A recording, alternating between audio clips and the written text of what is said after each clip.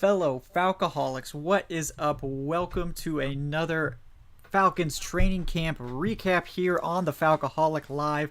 I am your host, Kevin Knight, joined by my co-host and fellow training camp compatriot, Adnan at Say Which Way. Adnan, how are you doing today? I'm doing well. We had a great morning covering training camp. Went through brave the hot Georgia sun, but it was a fun time overall, and most importantly, no injuries. So that's the best part of today. Yeah, that obviously any day you get through a practice without injuries is a good day at this point. So very happy about that. Happy to get to meet Adnan actually for the first time in person, so that was fun. It was also nice to meet some of the fans. We got to talk to some of you guys while we were there. A lot of fun to see some of you guys in person, and then shout out to Big Low Country Sports as well, who we met up with and were able to chop it up a little bit during practice. So a lot of fun, great energy down there at training camp, and it was a fun one to cover. A little hot, a lot humid, so it took it's a little adjustment for me, coming down from New York. So, tomorrow I should be good to go. But yeah, it was a very exciting practice. We saw a lot of stuff. What do you want to start off with, Adnan? Because you were there as well. So, Well, let's not bury the lead here. Let's start with Kyle Pitts. yeah, That's what the people want. That's who's generating the most buzz and the most hype in the offseason, deservedly so. Anytime you're the highest drafted player at your position in NFL history, there's going to be some expectations, and today he lived up to them today at least, and he definitely looked the part.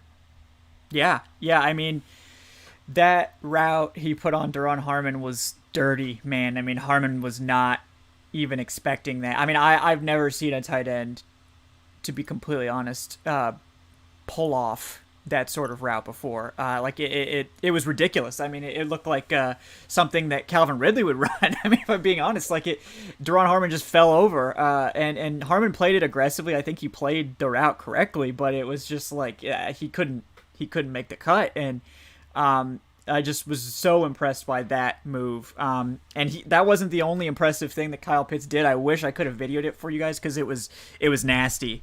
There was unfortunately no recording allowed at the time, so that was not an option. But just so impressive. And that wasn't even all of it. I mean, he had a lot of other good plays as well. So Yeah, uh, and I will say one thing that I'm sure will be music to everyone's ears that we kind of expected, but Kyle Pitts was getting lined up all over the place today. yeah. I tweeted it out. There was one sequence where on one play he was lined up out wide, completely to the right. Very next play he was lined up in the slot to the left. So Arthur Smith isn't going to treat him like a traditional tight end. Mm. He's a lot smarter than that. He Kyle Pitts is going to see the majority of his looks out wide or in the slot, basically in that wide receiver position, because he has the talent for it. And Arthur Smith is gonna he's gonna move him around to play the mismatches as much as he can, and Smith will scheme out some of those mismatches the way we saw Kyle Shanahan do so years ago. And it's gonna be I wouldn't say it's going to be like this immediately, probably in year one, but think Jimmy Graham with the Saints Yeah. Yeah. back in his heyday when he and Drew Brees were just combining for ridiculous amounts of yardage and touchdowns. Back when Graham was arguably the best tight end in the NFL, I'm looking at something like that for Kyle Pitts, and maybe with a career ceiling of even higher than that, which would be fantastic. Yeah, yeah. I mean, I agree. This guy is the limit for Pitts. I think he really is sort of a unicorn player. I mean, you can tell why the Falcons valued someone like that because he rewrites the rules for the position. And we've tried to kind of tamp the brakes a little bit. It's hard to tamp the brakes when you're seeing stuff like that. Against a good veteran safety in Deron Harmon. He's not a guy who gets picked on coverage regularly. I mean, this is not some slouch out there. So it's very exciting. Obviously, the whole crowd pretty much erupted when they saw that route. And I don't know what Kyle Pitts is going to be this year. I think he's going to be a high volume target in this offense. Definitely one of the top 3 options at worst. But the sky is the limit. We don't know what the ceiling is for Kyle Pitts. I don't know if there is one. It could be anything. The range of outcomes for him is so crazy that it's really exciting. So yeah. And like you said, like I'm doing everything I can. I'm giving it my best effort to kind of check some of those expectations for a rookie tight end. But like you said, if he continues doing this, if he continues putting on performances like what we've saw today throughout the rest of training camp and in preseason, it's going to be completely out of my hands at that point. There's nothing we can do. Look, we're just reporting what happens. Okay, if you guys want to run with it, that's on you. So like that hype train is going to take off, and it's going to be Clyde Edwards-Helaire in the first round of fantasy drafts, like type of hype last year. I'm not saying he's going to go in the first round of fantasy drafts, but like it's expectations will be through the roof if he continues doing what we saw. Yeah, and it's crazy because I think expectations were already sky high. So I mean, it's at a certain point, you'd think that maybe that they can't go any higher, but apparently not. So it's just gonna keep going up. But just a lot of fun to watch him out there. I mean, it's exactly as advertised. I mean, he's gigantic. He's a ridiculous athlete, and look, I think he got the most targets of anybody during the 11-on-11s. I mean, he just constantly got targets from Ryan. Because, I mean, why wouldn't you throw? I mean, I'm sure they want to get him practice, but it's like, why wouldn't you throw it to him? It's just, this early. The defense has a big advantage, and we're going to talk about that. The defense certainly did acquit themselves well today, but, when you're learning a new playbook and you're going up, for the first couple 11-on-11 drills, just chuck it up to Kyle Pitts and make magic happen. So this is huge for his confidence. Not saying that he's not a confident guy coming in, but it's definitely different going from college and transitioning into the NFL to where if Kyle Pitts, like, he's doing this against veterans, against guys who have been in the NFL for years and years, like a Duron Harmon. He's going to go out there, full of confidence right now going into the regular season. So it's definitely a very, very positive thing to see. And, you definitely, it's a really good thing that we're not only talking about, but that we're leading the show off with how good Kyle Pitts looked. Yeah. Because it would be a problem if we took him, at number 4, the way we took him, and for us to not even mention his name except for, we're not mentioning Kyle Pitts enough because he's not he's not making enough plays. So right. It's a good thing that he's making plays on the field right now. Yeah, just a really impressive. We hadn't heard a ton about Kyle Pitts the first 2 days. And I not going to read anything into that, but I mean, he put on a show for the fans today. I mean, people were really excited about it, and it's a lot of fun to talk about, and obviously a positive development for the Falcons as a whole. Let's go to the opposite side. Let's talk about the defense a little bit, because the defense as a whole, I think, was very impressive today. I noticed the practice structure is different, and I'll let Adnan talk about that a little bit later in the show because he did notice that. But they did individual warm-ups, and then they went straight into 11-on-11. And just that early session, the defense appeared to win it, and they made the offense run. The defense didn't have to run, so that was nice for the defense. But we saw 3 interceptions during practice today. I think it was Deion Jones, Michael Walker, so 2 interceptions by the linebackers, and then former undrafted free agent Chris Williamson off a tipped pass, also notched a pick. And Michael Walker's was on a one-on-one drill, and that was a pass by Felipe Franks. Walker undercut it and just beautifully got one arm onto it, right into the other arm, and it probably would have been a pick 6 the way it looked. Yeah. Deion Jones, that was Matt Ryan. That was a coverage interception if I've ever seen it. Yeah. Because Matt Ryan was just looking through his reads, had nobody. I'm sure he had that internal clock, so he ran up into the pocket, kind of threw on the run a little bit, tried to throw it over the middle. Deion Jones was waiting right there, tipped it up to himself, and completed the pick and just took it the other way. And Williamson, that was kind of a poor pass. I Yeah. didn't see whose hands it went off of, but it hit. I think it was one of the running backs in both hands. Complete drop and fell right into his lap. So, good for him for being instinctive and for completing that tip drill. But definitely Walker and Jones, those were interceptions created by them. Yeah, yeah, those were very quality interceptions. And we saw a bunch of pass breakups too. I mean, defense was getting their hands on the ball. You can tell that's a point of emphasis in this defense is to go out there, be aggressive, create turnovers. I mean, they were blitzing constantly in practice, and sometimes you'll see, DCs go a little easy on the offense early in camp because the defense does have an advantage, especially when you're installing a new offense, and they were relentless. We saw guys, coming from all angles. We saw people lining up all over the place. I'm sure we're going to talk about that as well, but, I think Isaiah Oliver had a pass breakup. He had two. Yeah, he had two. Isaiah Oliver had two, and I'll give it to Isaiah Oliver. He got completely juked out of his shoes against the Olamide Zacchaeus in one-on-one drills. Yeah, it was field tackling drill, I think. Yeah, an open field tackling drill, which, in fairness, the offensive player will always have the advantage in that.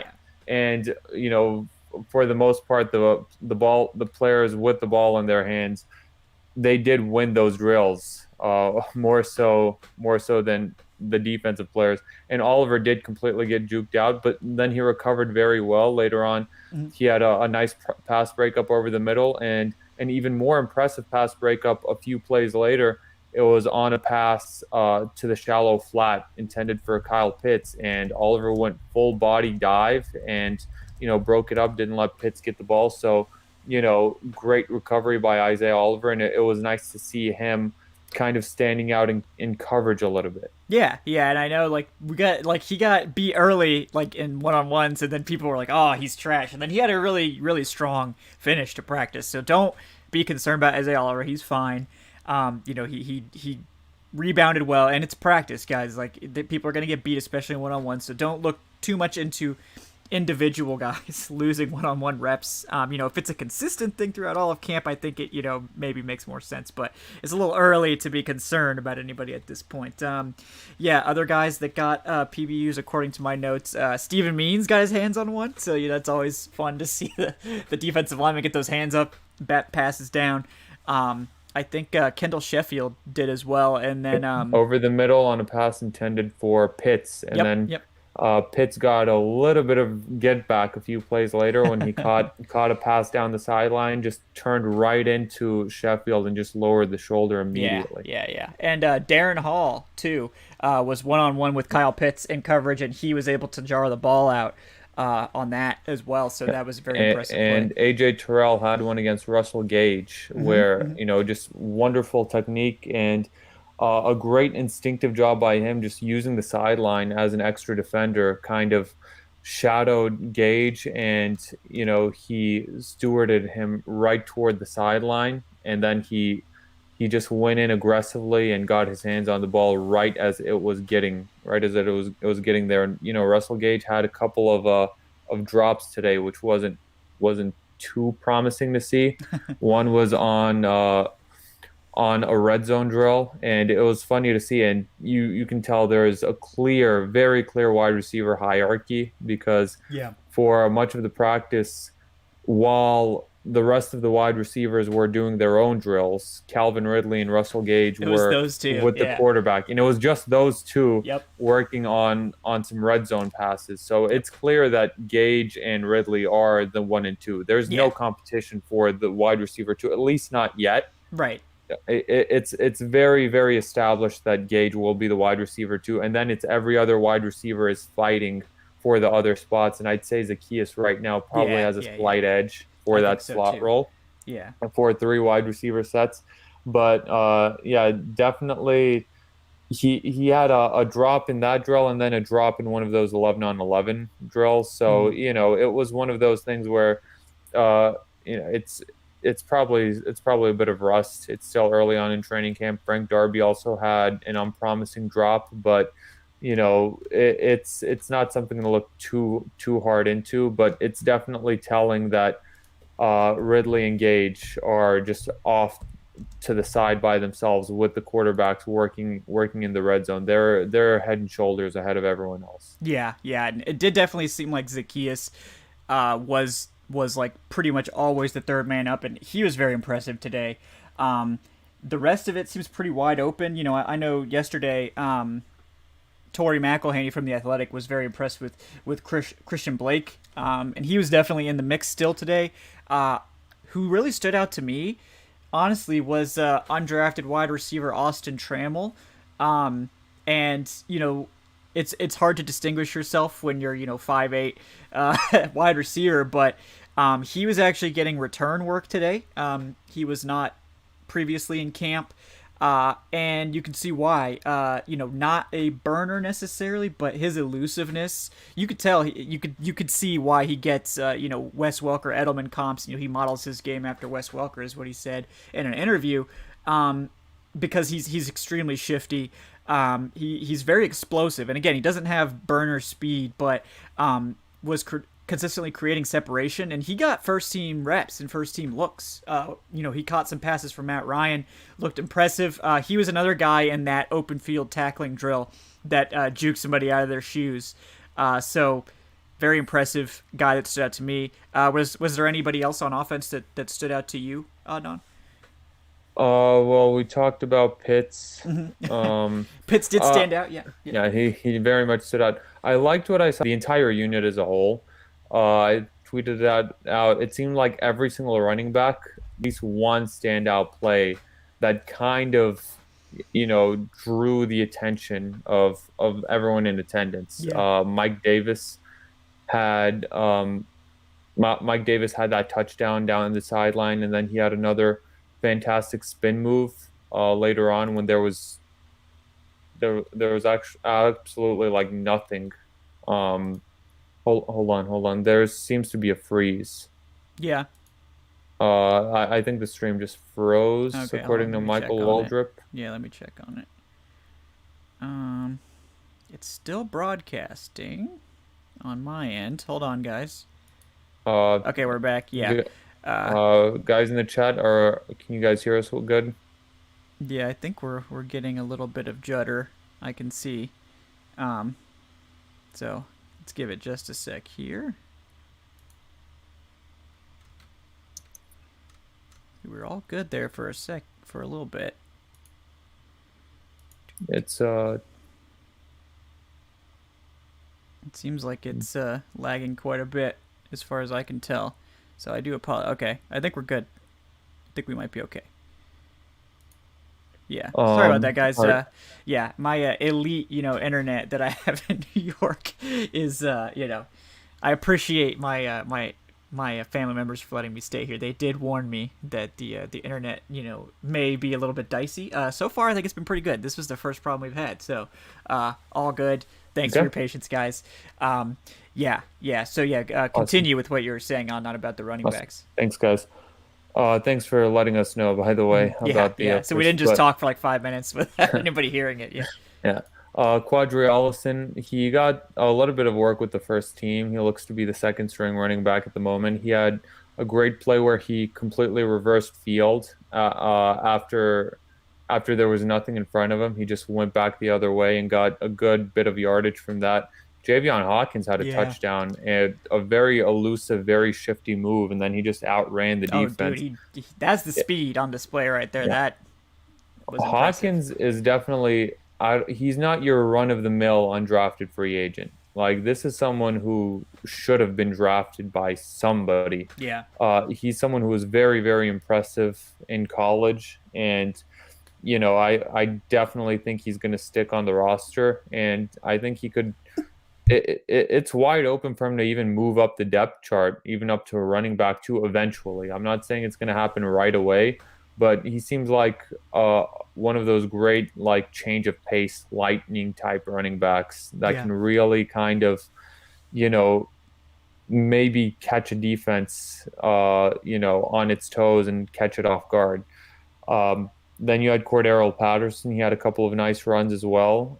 Patterson, he got a little bit of work in at wide receiver here and there, but mostly as a running back. I think Patterson will mostly be a running back, especially with the signing of Jamal Moore. And Jamal Moore, like, he visibly looks a lot bigger than Yeah. everyone else. He didn't do anything really to stand out today, Right. but it was he is that big-bodied wide receiver, and you can tell the difference in physical stature between him and the rest of the wide receiver core. Yeah, yeah. Him and Taja Sharp were pretty clearly the biggest wide receivers out there. Cordell Patterson doesn't really work with the receivers and drills, so you don't see him. He'd be up there for sure.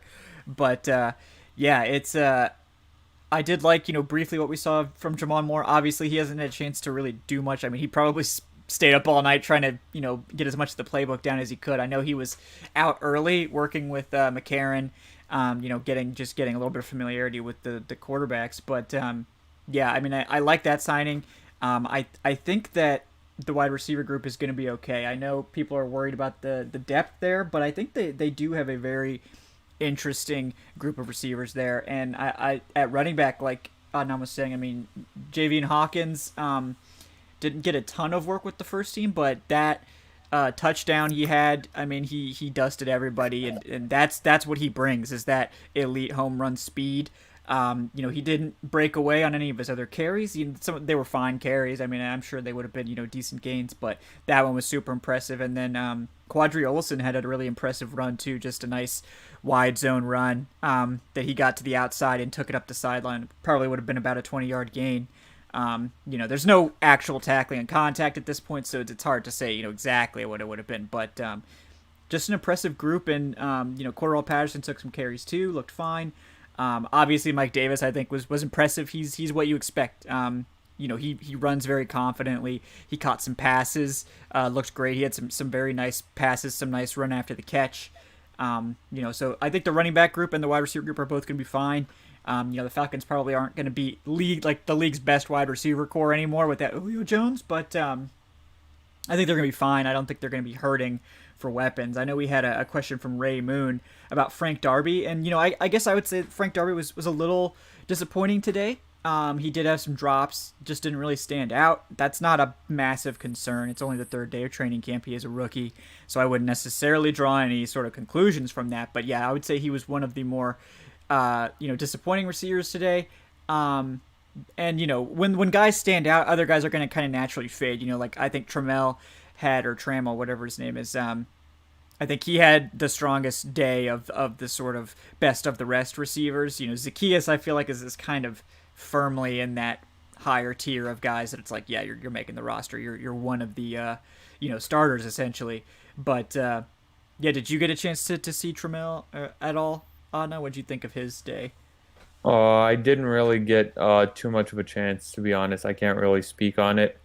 But yeah, definitely overall the defense did get the better of the offense. Mm-hmm.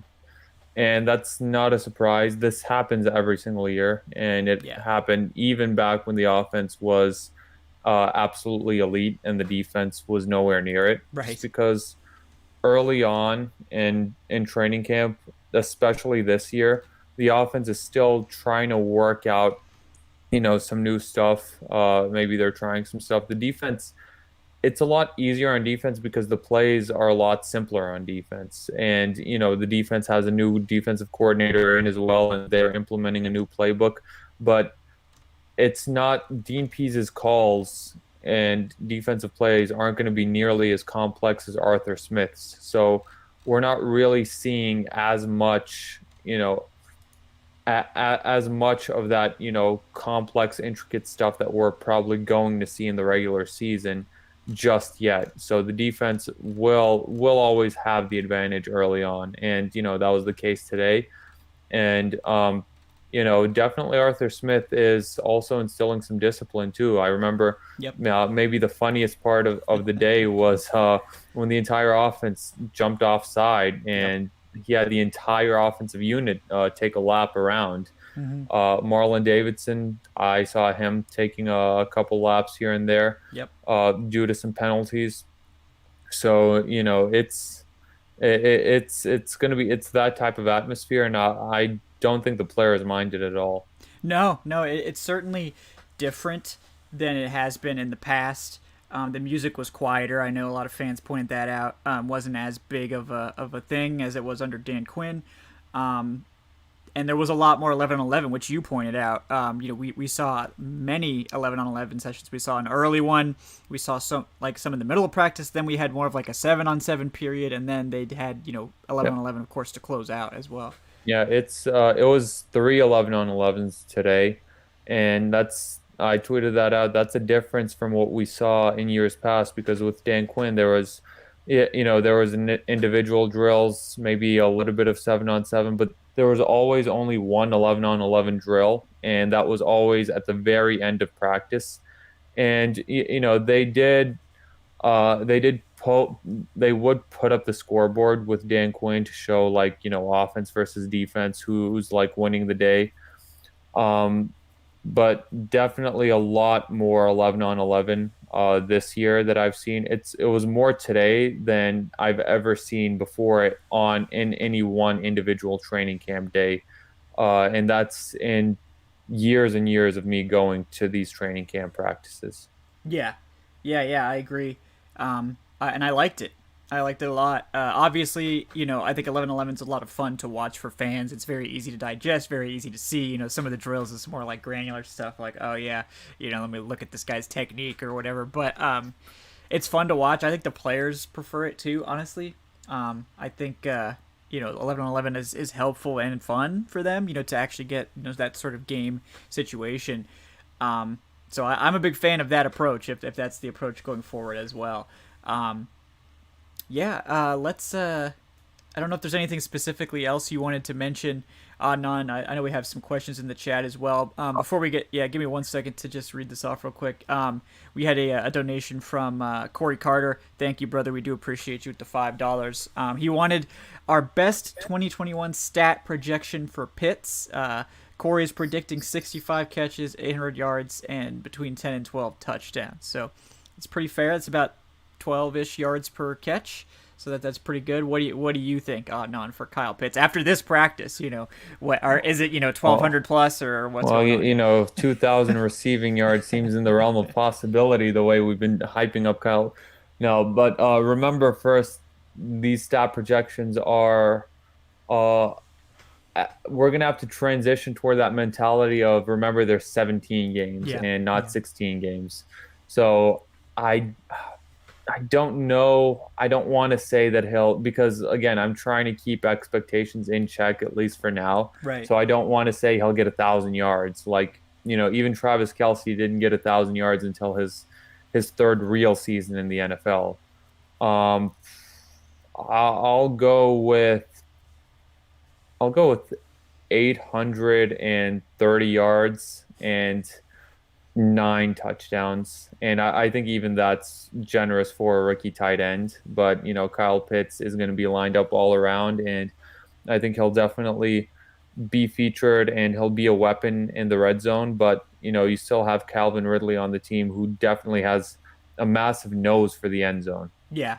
As sure. We've seen, the past couple of years, he definitely has the route running, the instincts down in that red area. And I'm definitely sure that Arthur Smith will want to pound the rock a little bit with that zone blocking scheme in the red zone. You don't have Derrick Henry anymore, but we'll see some runs. So I don't think the Pitts will have this absurd amount of touchdowns. I'd love to be wrong about that, but I don't think he'll have like 15 touchdowns or anything like that. But he'll have a healthy amount. So, I'll go with 830 and 9 as of day 3 of training camp.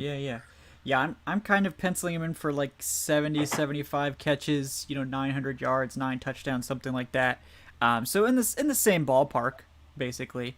So yeah, I mean, I think that that's very possible. You have to take the 17th game into account. That is going to add a little bit more. But yeah, I'm excited about that. Yeah, and for the record, we would love to both be wrong Yeah, and yeah. I mean, he just could have Kyle Pitts more. to Like that's go out there and have okay. 1,300 yards and just like 15 touch. That would be fantastic. Like I would love that, but I just don't want to set unrealistic expectations. Right, I think that Kyle Pitts has incredible potential. I think he has Hall of Fame potential. Yeah. Like legit, and I know that sounds kind of ridiculous for someone who's never even played an NFL snap, but definitely, it's still year one, remember, and it's not fair to him to set those kinds of to put that kind of burden on his shoulders that Yeah. he has to like go out there and have these This ridiculous incredible, season yeah. now just to live up to expectations. So. But yeah, I mean, I think I'm excited, obviously excited about Kyle Pitts. But yeah, also, guys, if you enjoy the show, please do like and subscribe. You get notifications when we go live, that sort of thing. And those likes definitely help the channel grow on YouTube. Those metrics help us out, so thanks for that. If you're interested in donating, the link to that is in the show description. And check out the Patreon page as well if you want to unlock some exclusive perks and support the show on a monthly basis. The link to that is patreon.com/Falcoholic live. Yes, so Adnan, any other players or anything else you want to touch on before we answer a few questions? I think we hit on all of them. I'm very excited about AJ Terrell. I Yeah, know we yeah. mentioned him a little bit.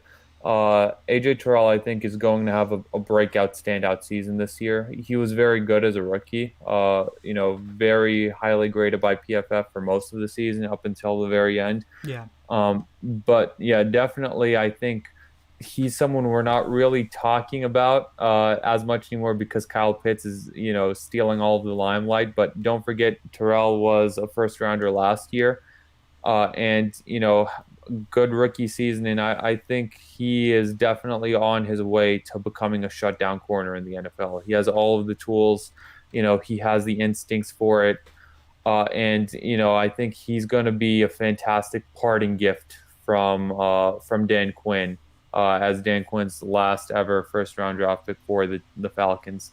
So I'm incredibly excited to see AJ Terrell this season. He was lined up out there as the cornerback one. He's going to be the cornerback one. Fabian Moreau was the cornerback two, by the way. Moreau, Yes. I think, will is the favorite for that just because he's a veteran. He was very solid for Washington last year. Yeah. I think he would have been. I think he was graded higher than every member of the Falcons secondary except for maybe Keanu Neal, I want to say, by PFF.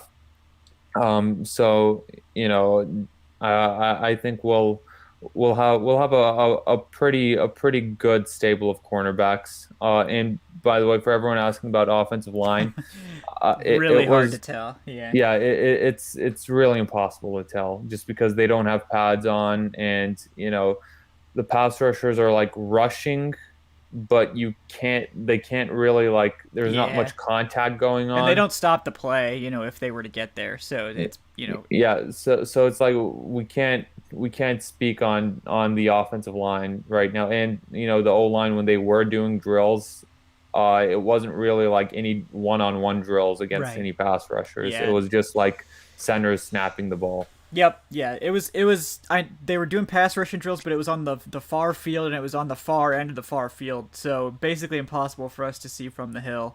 Yeah, I mean, it looked like, as far as I could tell, it was Josh Andrews still at left guard, Jalen Mayfield still at right tackle. I mean, they didn't look like alarming or anything like that based on what we saw. Like, it wasn't like Matt Ryan had guys in his face immediately.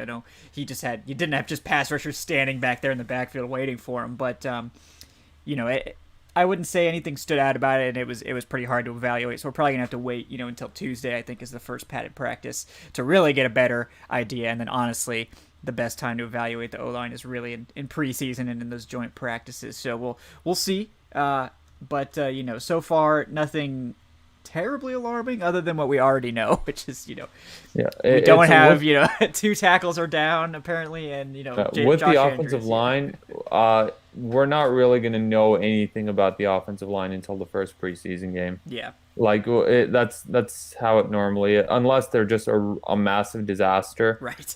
There's just not enough going on right now to properly evaluate the offensive line. Yeah, yeah. All right, we're gonna get to a couple questions before we sign off here, guys. So I know we had from Mike W wanting to know about Taja Sharp. Yeah, I mean Sharp did have a nice catch. He picked up a ball that was almost hitting the ground. It was a very low pass. Was able to pick that up and get some positive yardage out of it. Obviously, he has great size. He's there with Jamon Moore, one of the two guys that really offers size in the wide receiver core. So, I thought he didn't necessarily have a big day and didn't stand out in a major way, but when he got targets, he caught them and he had that one nice kind of recovery on a low throw. So that was nice. Yeah. And then from Jack Savage and from Vlad Tepes wanting to know about Richie Grant. Yeah, Richie Grant, he was out there. Like what happens to a lot of rookies. Kyle Pitts being an exception. Because you can't keep him off the first team. You just can't. Grant did have to play a fair bit with the second team. He was doing drills with the second team. But he did get first team reps in 11-on-11 and 7-on-7. He got, rotated in. The two starting safeties appeared to be Eric Harris and Deron Harmon for most of practice. TJ Green got some reps too with the first team, so those are the guys that seem to be kind of in the lead there. But yeah, any observations from you on Grant, Adnan? Yeah, the only thing is I didn't see him. I saw him out there with the ones here and there, but he definitely wasn't getting most of the reps with the ones. And, I think that's to be expected as a rookie. I think by week 1, he'll be a starter, or at the very least throughout, or he'll get there throughout the early part of the season. But yeah, Richie Grant looked pretty good. He had some nice coverage. I'm not sure if he had a pass breakup or if it was just really tight coverage. But Grant, I know the other day he impressed the coaches. He had that punch out. But yeah, he's looking fine. He's looking fine as a second round pick. Yeah. I mean, nothing that I would be concerned about. I think most rookies that aren't Kyle Pitts, because you can't keep him off the first team. That most coaches are going to make rookies earn their spot on the first team. They're not just going to give it to them, even if you're a second rounder. I think it's going to take a little bit of time, but I think he will by the end of training camp be taking mostly first team reps. Yeah, guys. Game Theory and Jason Gaines asking about Zacchaeus and Javian Hawkins. We did touch on that earlier in the show. So because we're strapped for time, I would just encourage you guys to kind of maybe go back and just listen to the beginning, just because we're trying to move it along here. But yeah, I think both of them looked really good today.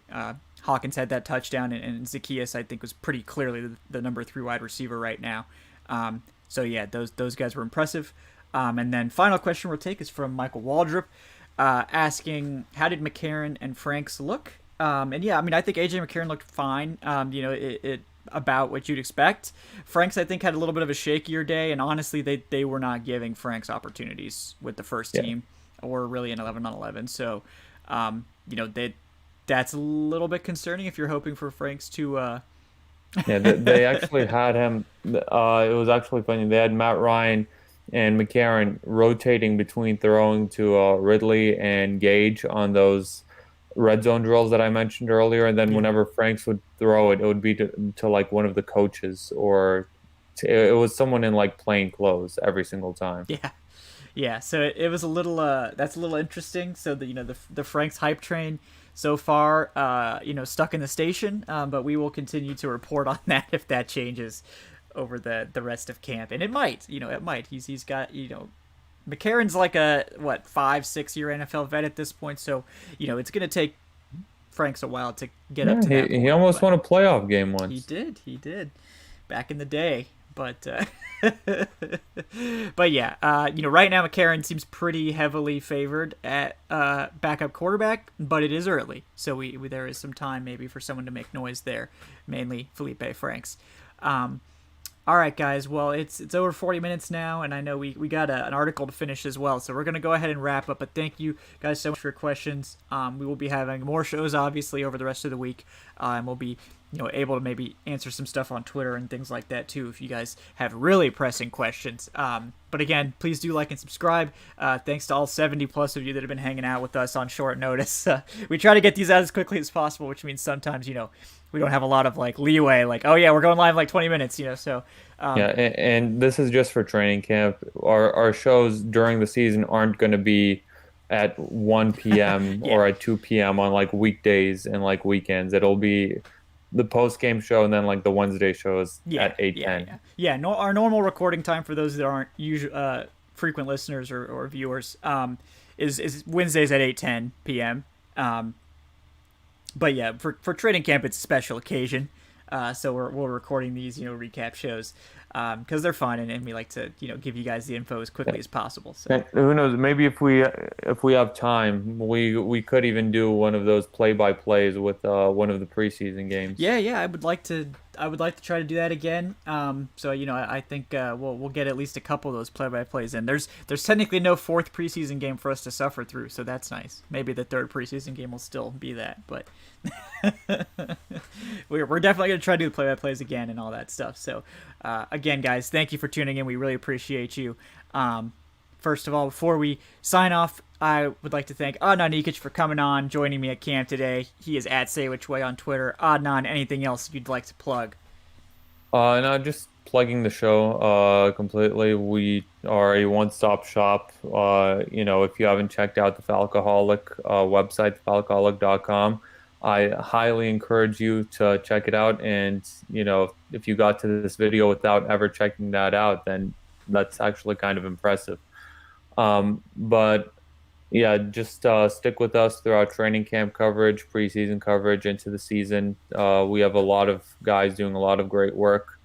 And yeah, Kevin and I will both be back at training camp again tomorrow morning. And Kevin will be there with the media early next week through the weekdays. Yes, fingers crossed for Monday, folks, for the closed practice. So fingers crossed. Yeah. If you see us, then just give us a shout out, say hi. Definitely down to meet some of you guys who are down there at training camp. Yeah, it was nice. I did get to meet a couple folks. I apologize, I can't remember everyone's handles or whatever, but we did meet some folks down there. It was nice to see you guys. Nice to talk to Big Low Country Sports as well. Real nice guy. So again, thank you guys for tuning in. I'm Kevin Knight at Falcoholic Kevin. Like Adnan said, if you're looking for this stuff in written format, it's on the falcoholic.com, our recap. Adnan and I are tag teaming it today, so that'll be up at some point soon. And then we will have, of course, more stuff coming over the next few days of training camp practices. And like Adnan said, we'll both be there tomorrow, and I'll be there hopefully every day up until Wednesday, which is when I'll be flying back to New York. But until then, guys, we will talk to you tomorrow. Have a great night. Enjoy all this Falcons training camp coverage because it's been a long off season. It's nice to have actual football to talk about. So, guys, until tomorrow, for myself and for Adnan, have a great night, folks. We will talk to you tomorrow. Have a good one.